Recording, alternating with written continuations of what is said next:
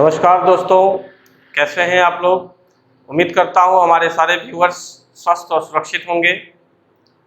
स्वागत करता हूं आज फिर से हमारे YouTube channel programming with R K. Jha में।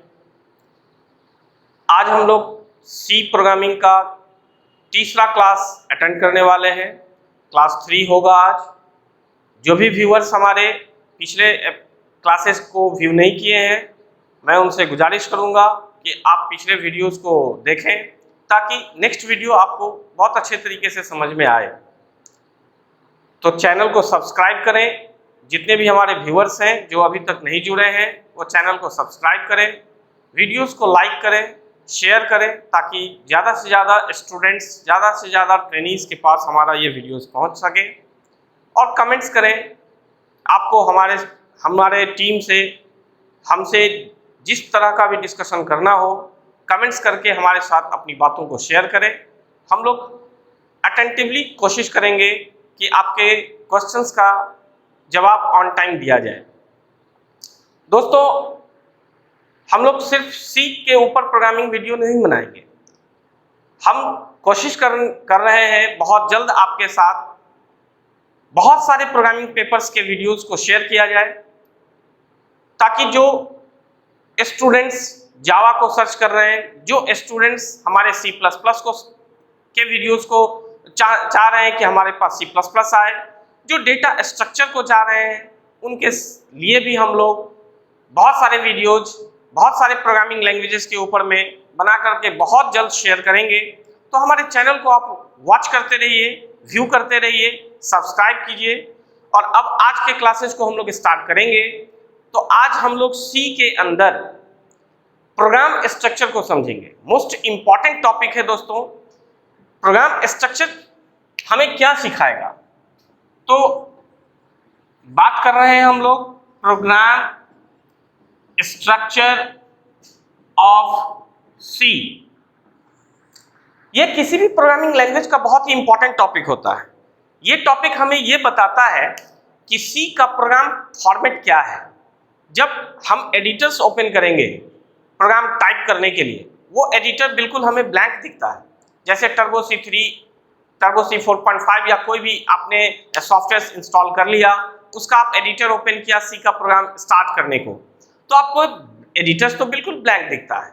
लेकिन जैसा कि हम लोगों ने डिस्कशन किया था कि प्रोग्राम एक सेट ऑफ रूल्स के तहत लिखा जाता है, तभी हमारा प्रोग्राम सक्सेस होता है, एग्जीक्यूट होता है। तो हर प्रोग्रामिंग लैंग्वेज अपना एक डेफिनिट स्ट्रक्चर हमें प्रोवाइड करता है। हम अगर उस लैंग्वेज के स्ट्रक्चर को नहीं समझेंगे और उसके अकॉर्डिंग हम लोग अगर प्रोग्राम राइट नहीं करेंगे तो हमारा प्रोग्राम सक्सेस नहीं होगा। कंपाइलर उसे एरर फाइंड करेगा। तो इसलिए हमें किसी भी लैंग्वेज को सीखना है तो हमें उसके प्रोग्राम स्ट्रक्चर को समझना ही होगा और उसके अकॉर्डिंग प्रोग्राम करना ही होगा। तो सबसे पहले हम लोग सी के प्रोग्राम स्ट्रक्चर को आज डिस्कस करने वाले हैं। इसके लिए हम लोग जब इसका स्ट्रक्चर को फॉलो अप करते हैं तो हमें कुछ सेक्शंस पे काम करने होते हैं। ये कितने सेक्शंस प्रोवाइड करते हैं, उसमें ऐसा जरूरी नहीं है कि हर सेक्शन हर प्रोग्राम के अंदर यूज होगा। जैसा कि हम आपको अभी दिखाएंगे, बहुत सारे सेक्शंस आपको ऑप्शनल होते हैं, बहुत सारे सेक्शंस एसेंशियल होते हैं। जो एसेंशियल एंटिटी में आएगा उसे हमें हर प्रोग्राम के अंदर यूज करना ही होता है, और जो ऑप्शनल लिखा जाएगा उसे हम अपने जरूरत के हिसाब से यूज करेंगे। तो अब आप खुद इमेजिन कर सकते हैं किसी भी चीज का जरूरत हमें कब पड़ता है, ये हम कब सोच पाएंगे? ये प्रोग्रामर को सोचना होता है। तो प्रोग्रामर कब सोच पाएगा? जब उसे प्रोग्राम स्ट्रक्चर के हर सेक्शन के बारे में क्लियर कॉन्सेप्ट होगा, क्लियर नॉलेज होगा। तो अकॉर्डिंग टू प्रोग्रामिंग सिचुएशन हमें ये सोचना होता है कि हमें कब कौन से सेक्शंस को यूज किया जाए। तो हम लोग जब प्रोग्राम स्ट्रक्चर के बारे में बात करेंगे तो इसमें हम लिखते हैं सबसे पहले डॉक्यूमेंटेशन सेक्शन। डॉक्यूमेंटेशन सेक्शन, इसमें फिर एक सेक्शन आता है लिंक सेक्शन, इसमें फिर एक सेक्शन होता है डेफिनीशन सेक्शन, एक सेक्शन होता है ग्लोबल डिक्लेरेशन सेक्शन, एक सेक्शन होगा मेन फंक्शन सेक्शन, और लास्ट में एक होता है यूजर डिफाइंड फंक्शन सेक्शन।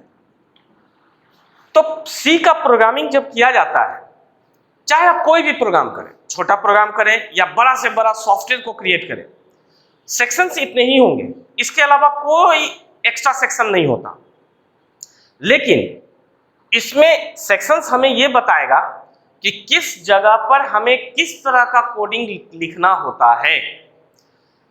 इसीलिए हर सेक्शन के बारे में हमको समझना यह होता है कि हम डॉक्यूमेंटेशन सेक्शन का यूज कब करते हैं, क्यों करते हैं, लिंक सेक्शन का यूज कब करते हैं, क्यों करते हैं, डेफिनेशन सेक्शन क्यों करते हैं यूज, कब करते हैं यूज। इस तरह से हमें इन सभी सेक्शंस के बारे में समझना होता है। तो जब आप एडिटर ओपन करते हैं तो एडिटर में ऐसा कोई पॉइंट नोटेशन नहीं होता कि यहाँ डॉक्यूमेंटेशन सेक्शन है, ये डेफिनेशन सेक्शन है, ये ग्लोबल सेक्शन है, ऐसा कुछ भी नोटिफिकेशन नहीं होता है एडिटर में, वो बिल्कुल ब्लैंक होता है। लेकिन प्रोग्रामर को ये पता होता है कि हमें कहाँ पर क्या लिखना होता है, इसीलिए हमें सी को या किसी भी प्रोग्रामिंग लैंग्वेजेस को पढ़ना पड़ता है, हमें समझना होता है उस लैंग्वेज को। तो इसमें अब हम लोग अगर देखें तो ये एक ऑप्शनल सेक्शन कहलाएगा, हम लोग इसको एसेंशियल सेक्शन कहेंगे। ये भी ऑप्शनल होगा, ये भी ऑप्शनल होगा, ये एसेंशियल होगा और ये ऑप्शनल होगा। तो जैसा कि मैंने कुछ देर पहले बोला था कि जितने भी सेक्शंस होते हैं, ऐसा नहीं कि हर प्रोग्राम में हमें हर सेक्शन का यूज करना ही होगा, नहीं। जितने भी ऑप्शनल सेक्शंस दिखाए जा रहे हैं, ये ऑप्शनल सेक्शंस जरूरत के हिसाब से, प्रोग्रामिंग सिचुएशन के हिसाब से प्रोग्रामर डिसाइड करता है कि हमें ये यूज करना है या नहीं करना। लेकिन जरूरत आप इन सभी का समझ के रखेंगे, आपका कॉन्सेप्ट इन सेक्शंस के बारे में क्लियर रहेगा, तब आप समझ पाते हैं, सोच पाते हैं कि हमें इन सेक्शंस का जरूरत है या नहीं। दूसरी बात है एसेंशियल। तो एसेंशियल आपके पास दो सेक्शन है, ये दो सेक्शन हर प्रोग्राम के अंदर यूज करना ही है। यानी चाहे सी का छोटा प्रोग्राम 2 लाइन का प्रोग्राम करें, चाहे 2000 लाइन का प्रोग्राम करें, आपको एसेंशियल सेक्शंस को यूज करने ही होते हैं। तो एसेंशियल सेक्शन हमारे पास सिर्फ 2 सेक्शन होते हैं, एक लिंक सेक्शन, दूसरा मेन फंक्शन सेक्शन। तो अब हम लोग एक एक करके डिटेल्स में इन सभी सेक्शंस के बारे में बात करते हैं। सबसे पहले डॉक्यूमेंटेशन सेक्शन के बारे में बात करते हैं। डॉक्यूमेंटेशन सेक्शन दोस्तों हमें प्रोग्राम में यूज करना होता है जब हम चाहते हैं प्रोग्राम के अंदर प्रोग्रामिंग कोड के अलावा कुछ एक्स्ट्रा इंफॉर्मेशन राइट करने के। प्रोग्रामिंग के भाषा में उस स्टेटमेंट्स को हम लोग कमेंट्स कहते हैं। कमेंट्स स्टेटमेंट्स वो स्टेटमेंट्स होते हैं जो प्रोग्रामर अपने इंफॉर्मेशंस के लिए, अपनी जानकारी के लिए प्रोग्राम सोर्स कोड के अंदर लिखता है।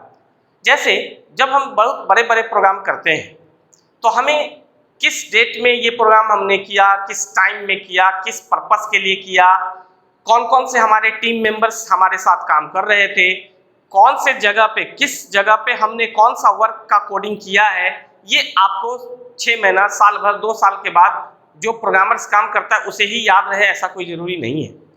तो जब लार्ज स्केल पे, लार्ज प्रोग्राम पे काम किया जाता है तो डॉक्यूमेंटेशन हमारे ही लिए एक इम्पॉर्टेंट पार्ट बन जाता है। इसीलिए डॉक्यूमेंटेशन सेक्शन में हमें ये फैसिलिटी दिया गया है कि हम प्रोग्राम के अंदर प्रोग्राम कोड के अलावा कुछ एक्स्ट्रा इंफॉर्मेशंस को राइट करना चाहें तो कर सकते हैं, उसे हम डॉक्यूमेंटेशन करना कहते हैं। तो डॉक्यूमेंटेशन को एक एक्स्ट्रा सिंबल्स के थ्रू हम लोग लिखते हैं ताकि कंपाइलर ये समझ पाए कि ये प्रोग्राम का कोड है या नहीं है, जिसे प्रोग्रामिंग टेक्निक के हिसाब से, प्रोग्रामिंग कॉन्सेप्ट्स के हिसाब से हम लोग बोलते हैं कि कमेंट्स लिखा गया है। यानी डॉक्यूमेंटेशन करना मतलब कमेंट्स राइटिंग करना। तो कमेंटेड स्टेटमेंट्स जो होते हैं कंपाइलर उसे रीड नहीं करता, वो कंपाइलर का पार्ट नहीं होता है, कंपाइलर उसे रनिंग टाइम में इग्नोर कर देता है।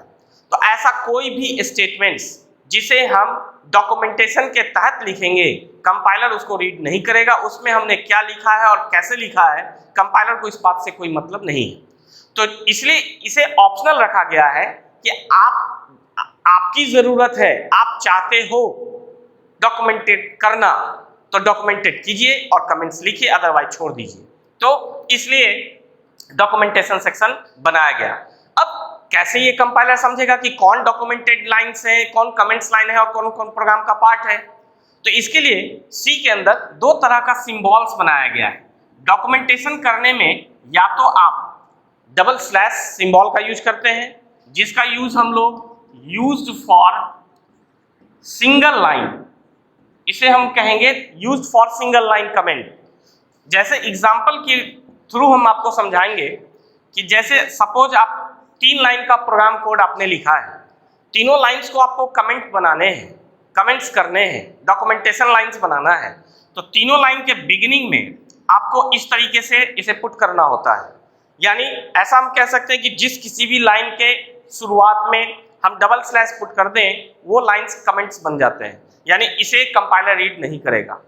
तो ये 2 लाइन 4 लाइन 10 लाइन तक तो डबल स्लैश का यूज करना हमारे लिए इजी है, लेकिन अगर बहुत रेंज ऑफ लाइन्स हैं, मल्टीपल लाइन्स हैं, जिसे हमें कमेंट्स एट अ टाइम करना है और इस सिंबल का यूज करते हैं, तो थोड़ा कॉम्प्लिकेशन होता है कि हर लाइन्स के बिगिनिंग में इस तरह से हमें डालना पड़ता है। इसलिए आपके पास एक दूसरा सिंबल भी है, स्लैश स्टार और स्टार स्लैश।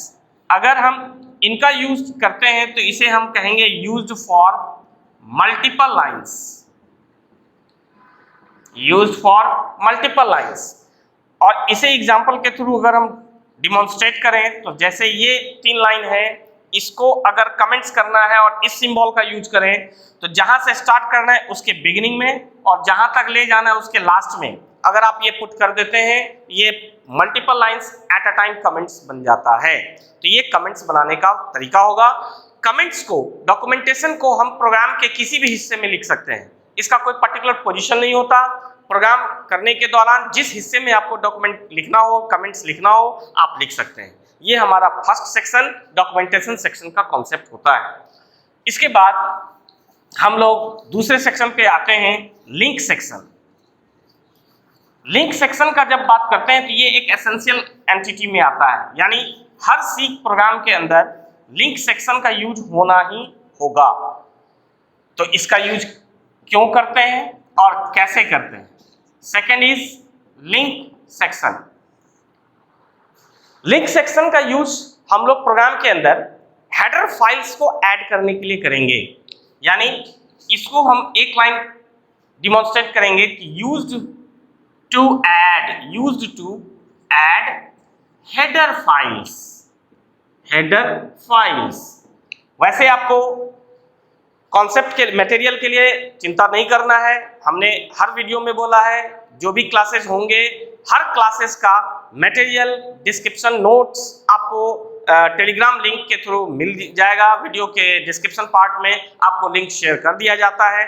सेम डे जिस दिन वीडियो अपलोड होता है उसी दिन आपको मटेरियल भी अपलोड हो जाता है। इसलिए यहाँ हम नोट्स को डिस्क्रिप्टिव वे में तो आपके साथ शेयर नहीं कर सकते, लेकिन आपको आपके स्टडी के लिए, आपके पूरे डिस्क्रिप्शन के लिए नोट्स आपको शेयर कर दिया जाता है। तो नोट्स को भी आप लोग देखें, उसे पढ़ें। Used to add header files, link section को हम लोग किस पर्पस के लिए यूज करेंगे? प्रोग्राम के अंदर हेडर फाइल्स को ऐड करने के लिए। अब यहाँ क्वेश्चन आता है कि हेडर फाइल क्या है? जो सी के न्यू स्टूडेंट्स हैं उन्हें ये क्वेश्चन आएगा उनके मन में, ये हेडर फाइल क्या होता है? तो हेडर फाइल्स का कॉन्सेप्ट क्या है उसे अब समझिए। सी के अंदर या इस तरह कोई भी प्रोग्रामिंग लैंग्वेज है, उसके अंदर बहुत सारे प्री डिफाइंड फंक्शंस होते हैं। फंक्शंस का मतलब किसी पर्टिकुलर टास्क को परफॉर्म करने के लिए जो मॉड्यूल्स बनाए जाते हैं उसे हम लोग फंक्शंस कहते हैं। तो जो फंक्शंस हैं बहुत सारे, वो अलग अलग पर्पस के लिए हैं। तो हर लैंग्वेज अपना कुछ स्टाइल फॉलो अप करता है। सी ने क्या किया, सी के डेवलपर्स ने क्या किया कि जितने भी तरह के मॉड्यूल्स हैं, फंक्शंस हैं, अलग अलग काम को परफॉर्म कराने के लिए उनका अलग अलग ग्रुपिंग किया गया और हर तरह के ग्रुप को एक फाइल के रूप में सेव किया गया है और उसी फाइल्स को हम लोग हेडर फाइल्स कहते हैं, जिसका पहचान, जिसका आइडेंटिफिकेशन क्या है कि उसका .h एक्सटेंशन से उस फाइल को क्रिएट किया गया है। तो जो एक्सटेंशन .h से हमारे पास दिखेंगे जो भी फाइल्स, उसे हम लोग सी में हेडर फाइल्स कहते हैं। तो हेडर फाइल्स को हम लोग कैसे क्या डिफाइन कर सकते हैं कि ये क्या है, तो कलेक्शन ऑफ प्रीडिफाइंड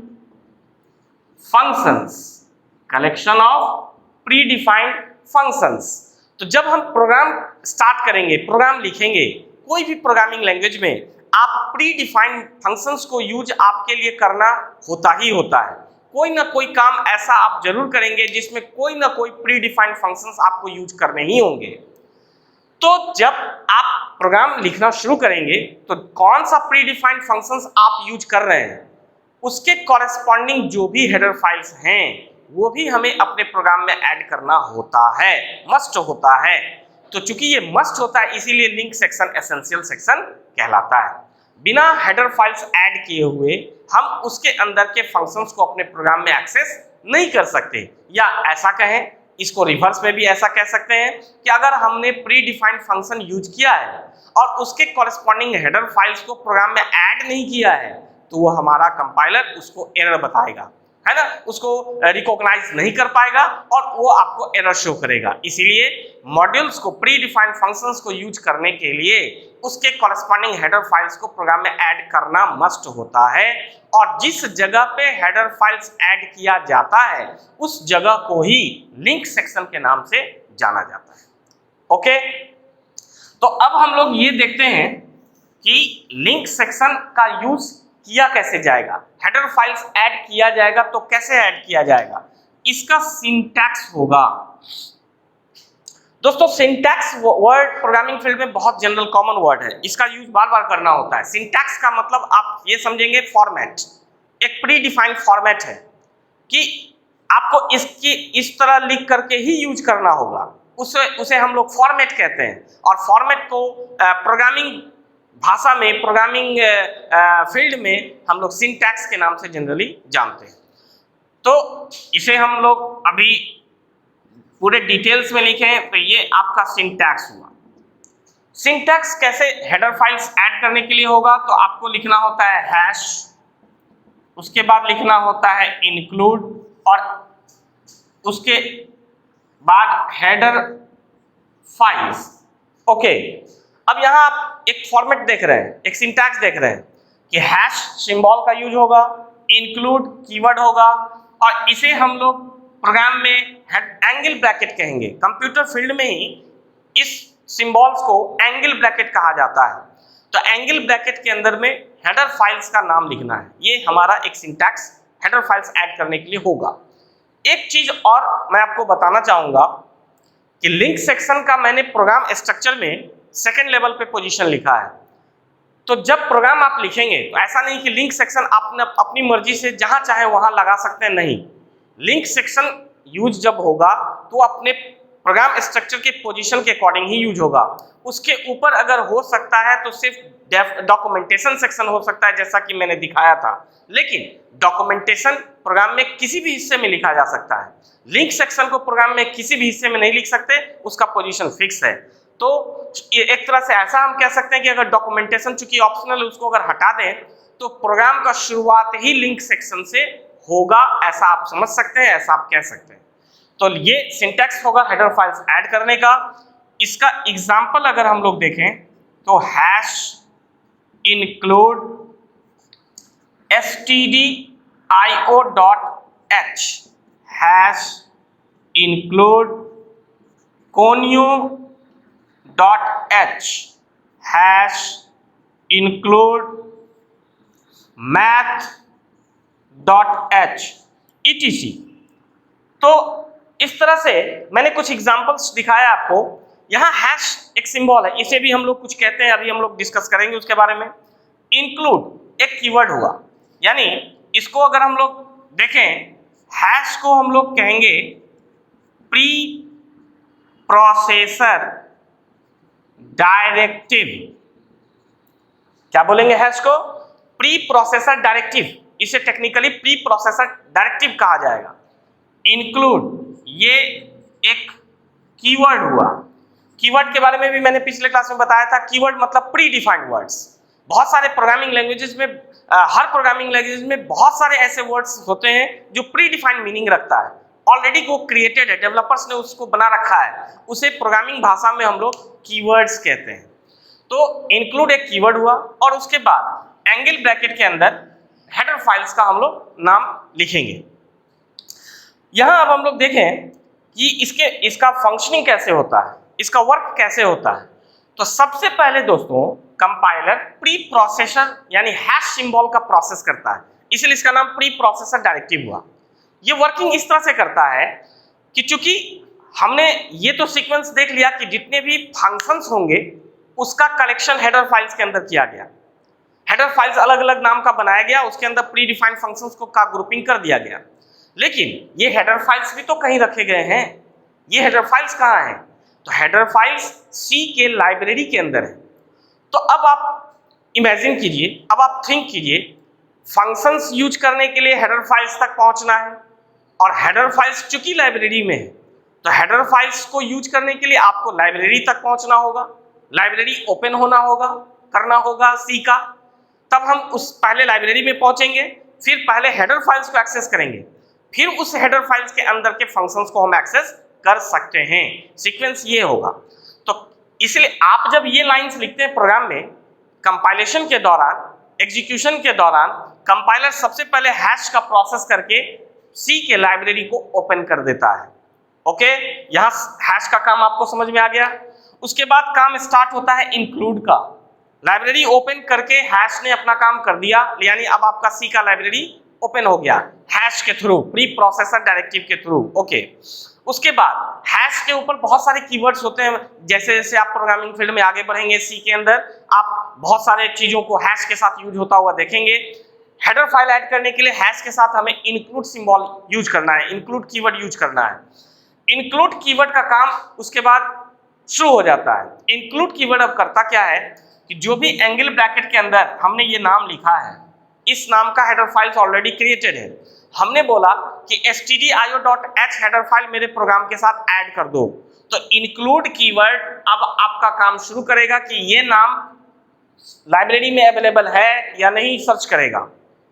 यानी stdio.h नाम का हेडर फाइल लाइब्रेरी में अगर अवेलेबल है तो हमारे प्रोग्राम के साथ सक्सेसफुली उसका वो एडिशन कर देगा। यानी इंक्लूड कीवर्ड सर्चिंग करने का काम और मेरे प्रोग्राम के साथ लिंक करने का काम, दोनों काम इंक्लूड कीवर्ड करता है। लेकिन अगर आपने कुछ ऐसा नाम यहाँ लिखा जिस नाम का कोई हेडर फाइल है ही नहीं, लाइब्रेरी में नहीं मिला, तो ये इंक्लूड कीवर्ड आपको वो एरर रेज करके आपको एरर मैसेज देगा कंपाइलर के माध्यम से। यानी आपको यहाँ ऐसा नहीं कि अपनी मर्जी से कोई भी नाम सोच कर, हमने जो लिखा है stdio.h, conio.h, math.h, तो मैंने खुद से बना करके नाम नहीं लिखा है। इस नाम का हेडर फाइल्स सी के अंदर अवेलेबल हैं।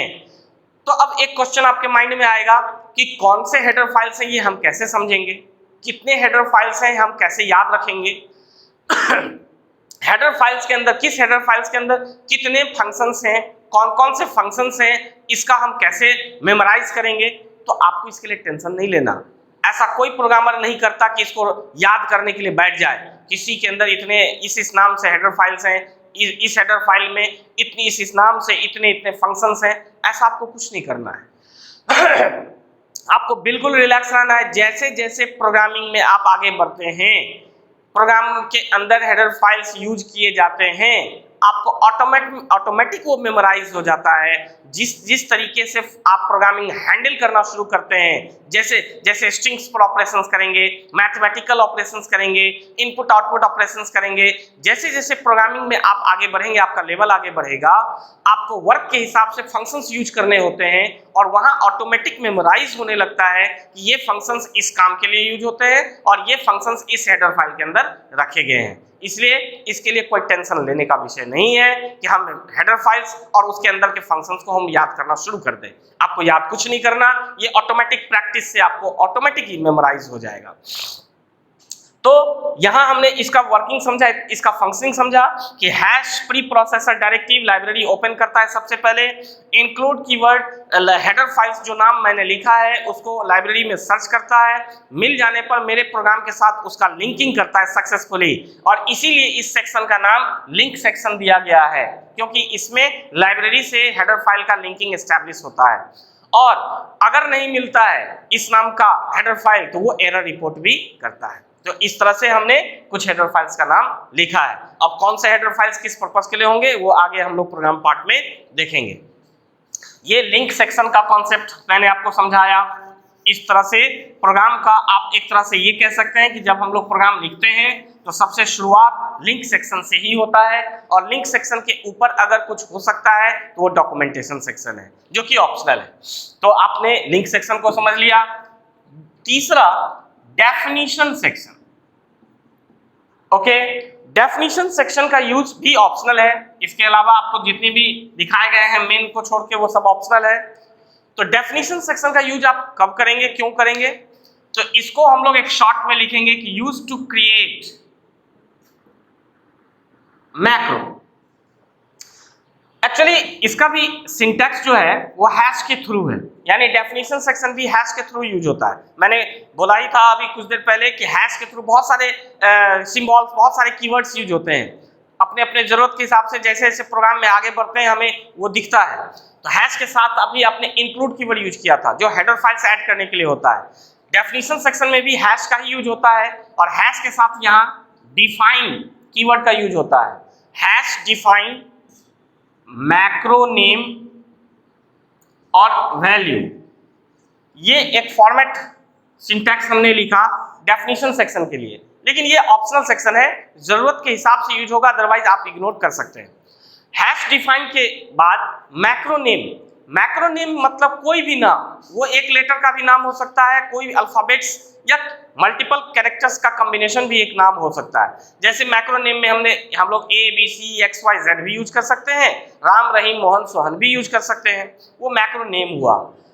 मैक्रो नेम का मतलब हुआ कि इसका क्रिएशन हम लोग पर्टिकुलर किसी टाइप के डेटा को स्टोर करने के लिए करते हैं। यानी मैक्रो नाम हमने जो दिया है उस नाम का मेमोरी में एक कांस्टेंट स्पेस बन जाएगा, और उस स्पेस में ये वैल्यू जो हमने लिखा है ये वैल्यू परमानेंटली स्टोर हो जाएगा।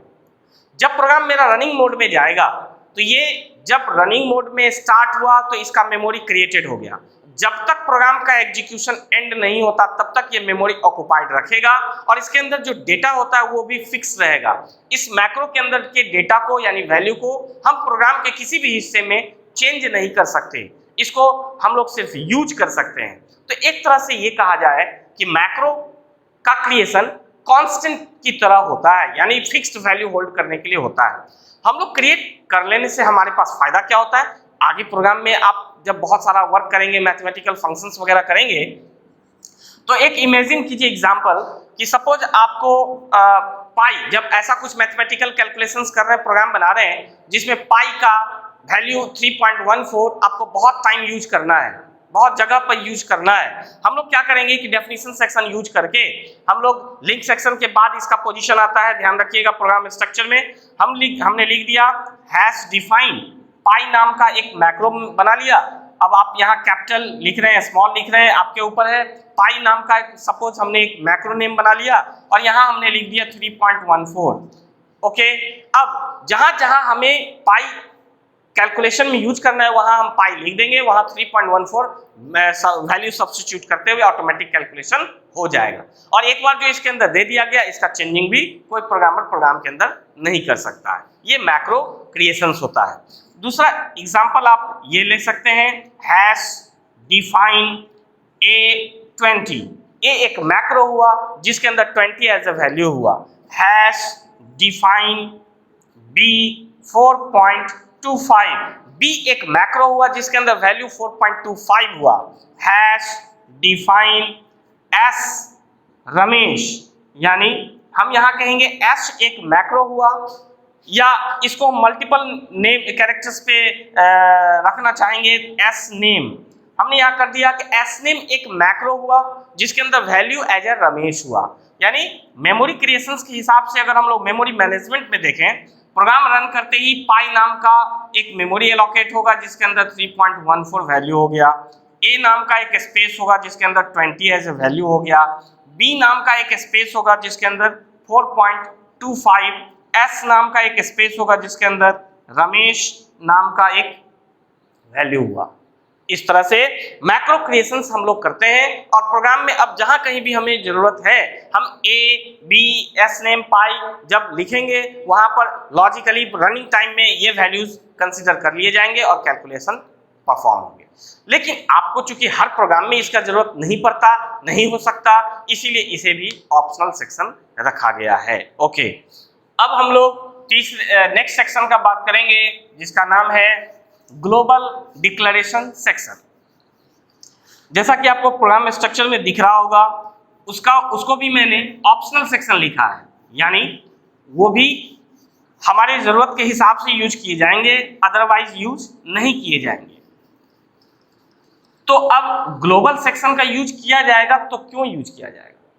तो अब आता है ग्लोबल डिक्लेरेशन सेक्शन। इसे हम लोग डिफाइन करेंगे एक लाइन में, use to create global variables and functions. तो अब जैसा कि आपको याद होगा कि सी एक स्ट्रक्चर्ड प्रोग्रामिंग लैंग्वेज है, मैंने बताया था। स्ट्रक्चर्ड प्रोग्रामिंग टेक्निक को जब हम लोग यूज करने लगेंगे तो ऑब्वियस सी बात है कि एक प्रोग्राम बहुत सारे मॉडल वाइज बनेंगे, एक ही प्रोग्राम के अंदर बहुत सारे फंक्शंस क्रिएट किए जाएंगे। तो ये ऑप्शंस, ये सेक्शन हमें उस टाइम में ही ज़्यादा ज़रूरत पड़ता है या यूज में आता है जब हम मॉड्यूलर प्रोग्रामिंग, स्ट्रक्चर्ड प्रोग्रामिंग करते हैं। तो होता क्या है, प्रोग्राम स्ट्रक्चर में सी आपको कह रहा है कि मेन के ऊपर, मेन फंक्शन सेक्शन लिखा हुआ होगा, उसके ऊपर इसका पोजीशन दिखाया गया है। तो यानी अगर सीक्वेंस देखें तो अगर आप एक ही प्रोग्राम में link section, definition section, global section तीनों यूज कर रहे हैं तो आपका वो सीक्वेंस मेंटेन करना जरूरी है। अगर लिंक सेक्शन भी है तो पहले वो डेफिनेशन सेक्शन, उसके बाद ही ग्लोबल सेक्शन, उसके बाद ही मेन सेक्शन। नहीं यूज कर रहे हैं कोई बात नहीं, ऐसा नहीं कि उसके लिए हमें जगह स्पेस क्रिएट करके, स्पेस छोड़ करके करना है, नहीं। एडिटर में आप अगर कुछ भी नहीं यूज कर रहे हैं, दो सेक्शन तो एसेंशियल, उसको तो यूज करना ही है, एक लिंक सेक्शन, दूसरा मेन सेक्शन। तो लिंक सेक्शन लिखिए, उसके तुरंत बाद मेन सेक्शन लिख लीजिए। लेकिन अगर यूज कर रहे हैं तो फिर वो सीक्वेंस मेंटेन करना होगा। अब इसका मैंने बोला use to create global variables and functions. तो ग्लोबल वेरिएबल्स एंड फंक्शंस का कॉन्सेप्ट और जरूरत जब हमें स्ट्रक्चर्ड प्रोग्रामिंग करना होता है उस टाइम में होता है। तो हम लोग इसका एग्जांपल तो अभी नहीं समझ सकते क्योंकि ग्लोबल आपने स्ट्रक्चर्ड प्रोग्रामिंग अभी तक नहीं किया है। जब प्रोग्रामिंग में हम लोग पहुंचेंगे स्ट्रक्चर्ड प्रोग्रामिंग करने में, उस समय ग्लोबल सेक्शन का यूज भी हम लोग करेंगे और वहां आपको रिकॉल होगा कि हाँ ये सेक्शन भी प्रोग्राम स्ट्रक्चर में था। लेकिन अभी आप मेरे एक स्टेटमेंट से इसको आप ध्यान रख सकते हैं कि ग्लोबल वेरिएबल और ग्लोबल फंक्शंस का क्रिएशन करने के लिए ये सेक्शन यूज होगा और इस जगह पे जो भी वेरिएबल्स क्रिएटेड किए जाएंगे वो पूरे प्रोग्राम के लिए ग्लोबलाइज हो जाता है। यानी हर सेक्शन में, हर फंक्शंस में, हर मॉड्यूल्स में उस वेरिएबल का यूज किया जा सकता है। ओके, तो ये ग्लोबल सेक्शन का यूज है। इसका अभी हम लोग एग्जांपल से बात नहीं कर सकते, उसके लिए थोड़ा वेट करना होगा आपको। इसके बाद हम लोग अब आ जाते हैं मेन सेक्शन पे, जो कि एसेंशियल आपको दिखाया गया है। बहुत ही इंपॉर्टेंट सेक्शन है ये, जिसमें मेन फंक्शन सेक्शन की बात हम लोग कर रहे हैं। Okay, main function section. अब एक चीज और, यहाँ एक कुछ माइनर सी बात मैं आपको बताने जा रहा हूं, लेकिन इंपॉर्टेंट है। माइनर है लेकिन इंपॉर्टेंट है। किसी भी प्रोग्रामिंग लैंग्वेज में कोई भी ऐसा वर्ड दिखे और उसको फॉलो अप कर रहा है पैरेंथेसिस सिंबल। एक चीज मेरे दिमाग में आ रहा है कि मैं आपको कुछ बेसिक जानकारी भी दूं। कंप्यूटर फील्ड में कुछ ऐसे सिंबल्स होते हैं जो अलग अलग नाम से पुकारे जाते हैं। हम जब प्रोग्राम में प्रोग्रामर उस सिंबल्स को प्रोनाउंस करेंगे और आपको हो सकता है कि वो सिंबल्स मेमोराइज ना हो कि किसको किस नाम से कॉल किया जाएगा, तो आपको समझने में दिक्कत आ सकता है। उसको सिंप्लीफाई करने के लिए हम आपको कुछ सिंबल्स का कंप्यूटिंग नेम बताने जा रहे हैं जो हर लैंग्वेज में यूज होगा और सब जगह एक ही नाम से पुकारा जाएगा। आपको याद रखिए, ये सिंबल मैथमेटिकल जनरल लाइन में, मैथमेटिक्स के लाइन में हम लोग स्मॉल ब्रैकेट्स कहते हैं, यहां भी कह सकते हैं, लेकिन कंप्यूटिंग में, प्रोग्रामिंग में इसे हम लोग पैरेंथेसिस के नाम से पुकारेंगे। ये मिडिल ब्रैकेट जो यूज किया जाता है इसे हम कर्ली ब्रेस या कर्ली ब्रैकेट के नाम से पुकारेंगे। इन सभी सिंबल्स का बहुत ज्यादा यूज होगा सी में, इसलिए इसका जान लेना, इसका नाम पुकारना, नाम समझना आपके लिए बहुत जरूरी है। इसे स्क्वायर ब्रैकेट के नाम से हम लोग पुकारेंगे और इसका तो यूज हमने अभी किया था, इसे हम लोग एंगल ब्रैकेट के नाम से पुकारेंगे। ओके, तो जैसा कि आप देख रहे हैं कि मेन के आगे पैरेंथेसिस सिंबल लगाया गया है। जिस किसी भी वर्ड के आगे ये सिंबल दिखे उसको आप फंक्शन कहेंगे। ओके, इजली कॉन्सेप्ट है, आप इजली मैंने स्टेटमेंट दिया है कि जिस किसी भी वर्ड के आगे पैरेंथेसिस दिखे उसे आप प्रोग्रामिंग भाषा में किसी भी लैंग्वेज में, ऐसा नहीं सी के अंदर की बात कर रहे हैं, ये हर लैंग्वेज का कॉमन कॉन्सेप्ट होता है, उसे हम लोग प्रोग्रामिंग में फंक्शंस के नाम से जाना जाता है। तो मेन को हम फंक्शन कहेंगे, इसीलिए हमने लिखा मेन फंक्शन सेक्शन, क्योंकि इसके आगे पैरेंथेसिस लगा हुआ है। ओके, अब हम लोग इसके इस सेक्शन के बारे में बात करें। हर सी के प्रोग्राम में, याद रखिएगा, हर सी के प्रोग्राम में एक और सिर्फ एक मेन फंक्शन का क्रिएशन करना जरूरी है। ना हम एक से ज्यादा क्रिएट कर सकते हैं मेन, ना हम एक से कम क्रिएट कर सकते हैं मेन। यानी हर प्रोग्राम में मेन फंक्शन का होना मस्ट है, इसीलिए ये एक एसेंशियल सेक्शन है। अब क्यों मस्ट है? तो एक्चुअली सी के प्रोग्राम का एग्जीक्यूशन पॉइंट यही है। कंपाइलर और किसी चीज को नहीं ढूंढेगा, कंपाइलर को चाहिए तो सिर्फ मेन फंक्शन चाहिए।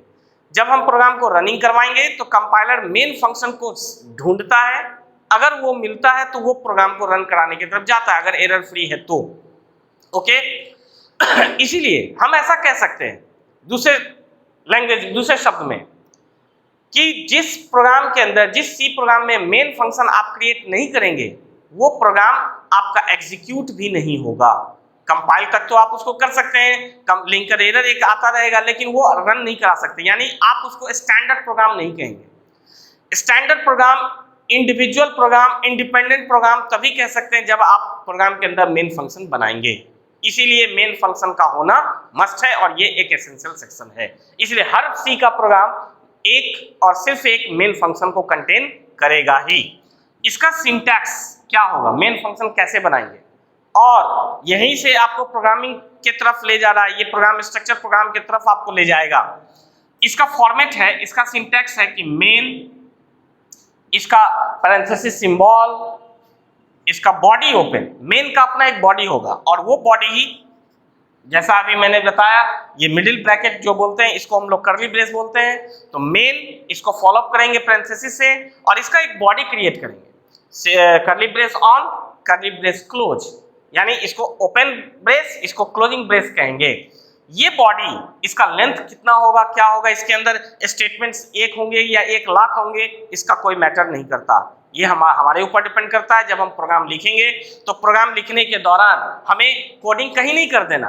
यही मेन जो फंक्शन मैंने बनाया है, फंक्शंस, अभी मैंने सिर्फ एक फंक्शन, अभी हम लोग सिर्फ एक फंक्शन का बात कर रहे हैं मेन का, आगे यही बहुत सारे फंक्शंस के रूप में जब कन्वर्ट होगा तो हम लोग बहुत सारे फंक्शंस का बात करेंगे और स्ट्रक्चर टेक्निक की बात करेंगे। लेकिन अभी आपको आपके इनिशियली सी के प्रोग्राम में एक ही मेन फंक्शन बनेंगे, तो मेन के अंदर का जो बॉडी पार्ट है इसके अंदर ही हम लोग कोडिंग लिखा करेंगे। इसके अंदर भी दो तरह के एक्टिविटीज किए जाते हैं, इसलिए इसके अंदर भी हम कहेंगे एक डिक्लेरेशन पार्ट, दूसरा एग्जीक्यूटेबल पार्ट। ओके, तो मेन फंक्शन के अंदर जो कोडिंग होगा उसमें भी दो पार्ट मैंने बताया आपको, एक डिक्लेरेशन पार्ट, दूसरा एग्जीक्यूटेबल पार्ट। डिक्लेरेशन पार्ट आपको वेरिएबल्स क्रिएट करने का ऑफर करेगा। वेरिएबल्स का जरूरत प्रोग्राम के अंदर क्यों है, क्या है, वो भी नेक्स्ट टॉपिक में हम लोग बात करेंगे। तो डिक्लेरेशन पार्ट में हम लोग फंक्शंस के अंदर वेरिएबल्स क्रिएट करते हैं। अब देखिए एक चीज मैं आपको रिमाइंड कर रहा हूं, यहाँ जो डिक्लेरेशन पार्ट है इसमें जो वेरिएबल्स क्रिएट होंगे वो वेरिएबल्स लोकल वेरिएबल कहलाएंगे, और मेन के ऊपर जो मैंने सेक्शन दिखाया वो ग्लोबल, वहां भी वेरिएबल ही क्रिएट होंगे।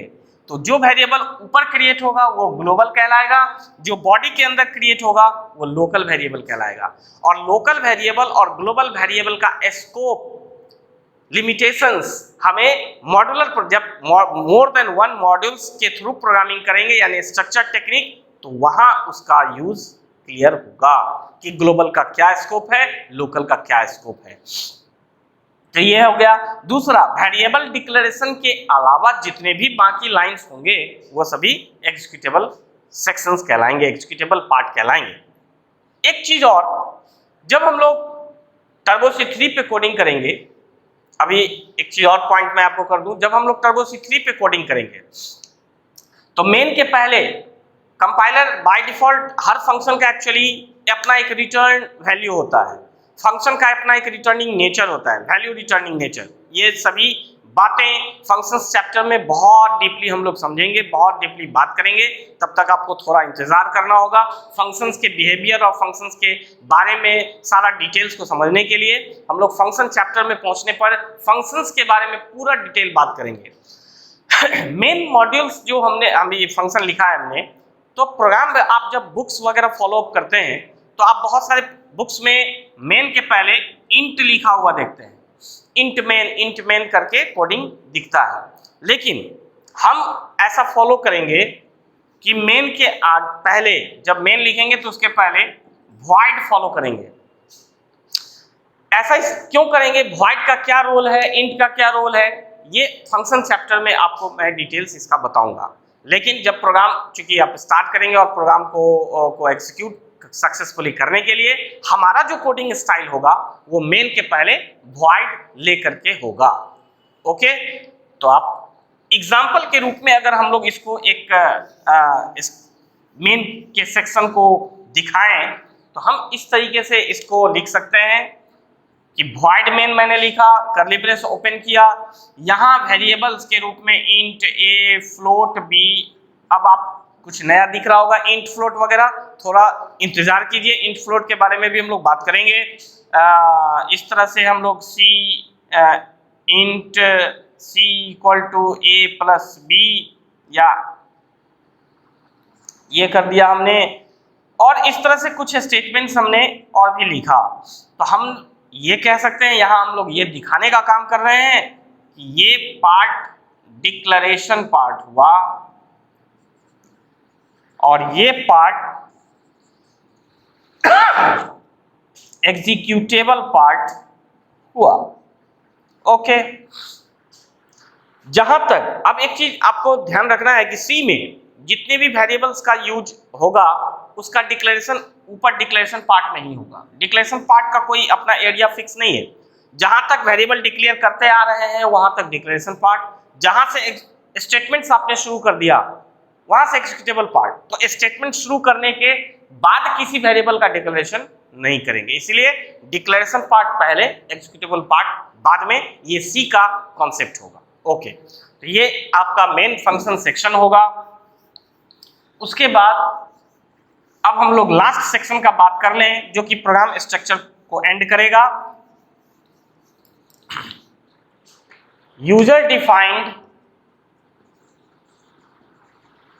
फंक्शन सेक्शन, ये सेक्शन भी आपका ऑप्शनल है। यही सेक्शन जब यूज करना हम लोग शुरू करते हैं तो स्ट्रक्चर्ड प्रोग्रामिंग टेक्निक इंप्लीमेंट हो जाता है।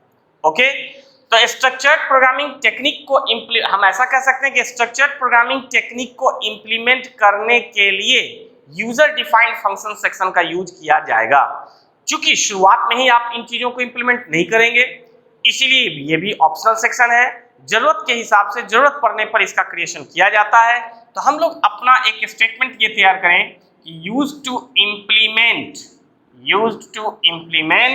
Structured programming technique. ओके, तो आप मेन के नीचे मेन के ही जैसा any number of user defined functions का क्रिएशंस करेंगे, जो कि हम लोग फंक्शन चैप्टर में इसका डिटेल बात करेंगे।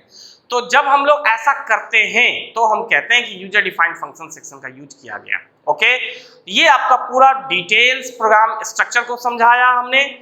प्रोग्राम स्ट्रक्चर जो आपको बता रहा है, इसके तहत ही प्रोग्राम लिखना होता है ताकि मेरा प्रोग्राम सक्सेसफुली एग्जीक्यूट हो सके और हम लोग एक पर्टिकुलर टास्क को अचीव कर पाएं। इन सभी चीजों का प्रैक्टिकल इंप्लीमेंटेशन प्रोग्राम में होता हुआ आपको दिखेगा। और जब इस कॉन्सेप्ट्स को क्लियर करते हुए प्रोग्राम लिखने आप जाते हैं दोस्तों, तो आपको क्लियर समझ में आता है कि ये प्रोग्राम क्या लिखा हुआ है और कहाँ क्या काम हो रहा है। तो उम्मीद करते हैं कि प्रोग्राम स्ट्रक्चर के इस क्लास को आप एंजॉय करेंगे, प्रोग्राम स्ट्रक्चर को बहुत अच्छे से समझने का कोशिश करेंगे और सक्सेसफुली सी के अंदर प्रोग्राम लिखना आप समझ पाएंगे, सीख पाएंगे। ओके, तो फर्दर आज के नोट्स के लिए लिंक को फॉलो अप करें, डिस्क्रिप्शन बॉक्स में जाएं। जो भी व्यूअर्स हमारे साथ नए जुड़ रहे हैं, हमारे चैनल को सब्सक्राइब करें, हमारे साथ जुड़ें। हमारी कोशिश है कि आपके प्रोग्रामिंग कॉन्सेप्ट को बेहतर बनाया जाए, इसीलिए हम लोग अपने तरफ से बहुत मेहनत कर रहे हैं कि आपको जस्ट एक ऑफलाइन क्लासेस की तरह आपको मैं क्लास प्रोवाइड कर सकूं। जैसे आप ऐसा कुछ नहीं कि एक आप ऑनलाइन क्लास में जुड़े हैं जिसमें अपना लेक्चर मैंने दे दिया, हमें शॉर्टकट में मैंने कुछ बता दिया और मेरा काम खत्म। नहीं, मैं कोशिश कर रहा हूं कि हर टॉपिक को डिटेल्स में आपके साथ शेयर करूं और अपनी बातों को, जितना मैं बात बोल रहा हूं उसको नोट्स के थ्रू आपके पास पहुंचा दूं और आप उसे पढ़ें, हमारे वीडियो को देखें और प्रोग्रामिंग में एक्सपर्ट बनने का कोशिश करें। तो हमारी इस कोशिश को सफल करने के लिए आप लोगों के सहयोग का भी बहुत आवश्यकता है। आप कमेंट्स करें, हमें इनकरेज करें, हमारी टीम को इनकरेज करें ताकि हम लोग बहुत सारे वीडियोस, बहुत सारे पेपर्स के ऊपर में सक्सेसफुली बना पाएं और आप तक पहुंचा पाएं। Okay, thank you.